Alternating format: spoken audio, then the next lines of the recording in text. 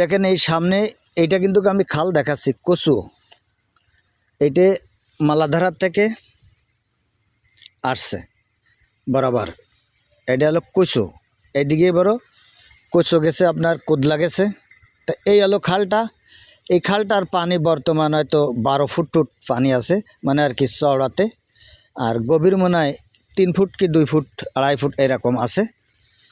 তো দেখাই আপনাদেরকে যে জন্য আমার ভিডিওটা করা। দেখেন এই খালের কোলদে কিন্তু গাছ,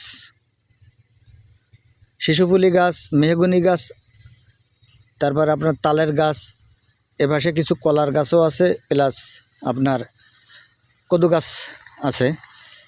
তো দেখেন এই খালটা কিন্তু কত বড় চওড়া ছিল এটা কিন্তু আমি জানি না, তারপরে আপনি দেখলে বুঝতে পারবেন। খালের ফালটা হলে এই দেখা যাচ্ছে, এই যে সর্ষে লাগাইছে, এই সর্ষে পর্যন্ত বরাবর কিন্তু আপনি দেখতে পাচ্ছেন এই খালের ফালটা।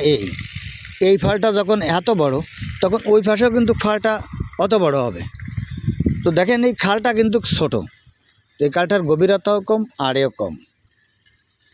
তো কতটুকানি আছে আড়ে এটা কিন্তু বলতে পারবো না, কিন্তু খালের ফাড় কতটুকান আছে এইটা আপনাদের মাঝে শেয়ার করলাম বা দেখালাম। তো আমি আর একটু দেখাই। এই খাল সম্পর্কে অনেক কথা আছে আমার, যদি কোনো দিন আল্লাহ পাক সুযোগ সুবিধে দেয়, যদি কোনো দিন ভাগ্যে লেখে, তো এই খাল সম্পর্কে অনেক কথা আছে, অনেক কথা বলবো এই খাল সম্পর্কে। তো আমি একটু সামনে যে আপনাদেরকে আর একটা জিনিস দেখাই, যে এইটা হলো সর্ষে ক্ষেত। দেখেন এই আমন ধান কাটার পরে কিন্তু এই সর্ষে লাগানো হয়েছে। দেখেন তো সর্ষে কিন্তু একটা ভালো ফসল বাংলাদেশের তেলের জন্য। এই যে সর্ষে আপনাকে দেখাই, একটা বিস্তরভাবে হয়েছে। এই জায়গায় তো খিরে ঠিরে অনেক কিছু ছিল।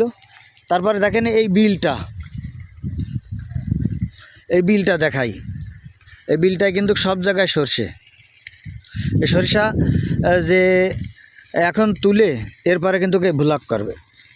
তো আমি বলতে চাচ্ছি কোনটা, যে আপনারা হয়তো বলবেন যে এ ভিডিও কেন দেওয়ার দরকার আছে, কিন্তু কৃষিকাজ যদি উন্নয়ন না হয় তো বাংলাদেশের সব কিছু কিন্তু নর্মাল হয়ে যায়। যেহেতু এই কৃষিকাজের পরে হলো এই বাংলাদেশের নির্ভর বেশিরভাগ কৃষকরা, এই যে ধান চাউল সরষা এগুলো উৎপাদন করে, এরপরে কিন্তু বাংলাদেশ নির্ভর বেশি। আর এইটা যদি আরও বেশিরভাগে উৎপাদন করা যায় বা বেশি উন্নতি করা যায়, তাহলে এই বাংলাদেশে অভাব বা এদের থেকে যে মাল ইম্পোর্ট করা হয় এগুলো কিন্তু করা লাগবে না, কম করা লাগবে, লাগলেও কম করা লাগবে। কিন্তু আমাদের দেশে সব ধরনের ফসল উৎপাদন করা সম্ভব, যেহেতু আমাদের মাটিমাতৃক দেশ। দেখেন এই বুড় শস্যটা দেখাই এর ভিতর দিয়ে, এই দেখেন দেখেছেন সরিষাটা হয়েছে কেমন। তারপরে আর একটু দেখাই এই পাশের বইটা, এটা কিন্তু আইল, জমির আইল। এই দেখেন এই জায়গায় সর্ষে যেভাবে হয়েছে, তো এর চাইতে আর ভালো সর্ষে হয় না, এটা হলো দেশি। তো আমার ভিডিওটা করার কারণ হলো যে ধান থাকার পরেও সেই ধান কেটে সর্ষে লাগানো হয়েছে, এতে কত বড় একটা ভালো ফসল, 3টে ফসল, আমন ধান প্লাস সর্ষে প্লাস বুলাক। তো দেখেন এই যে সরিষাটা হয়েছে, এই সরিষা তোলার পরে ভুলাক। তো আমার দেশের এরকম একটা পদ্ধতি চালু করতে হবে যে 4 মাসের ভিতরে একটা ফসল হয়ে যাবে।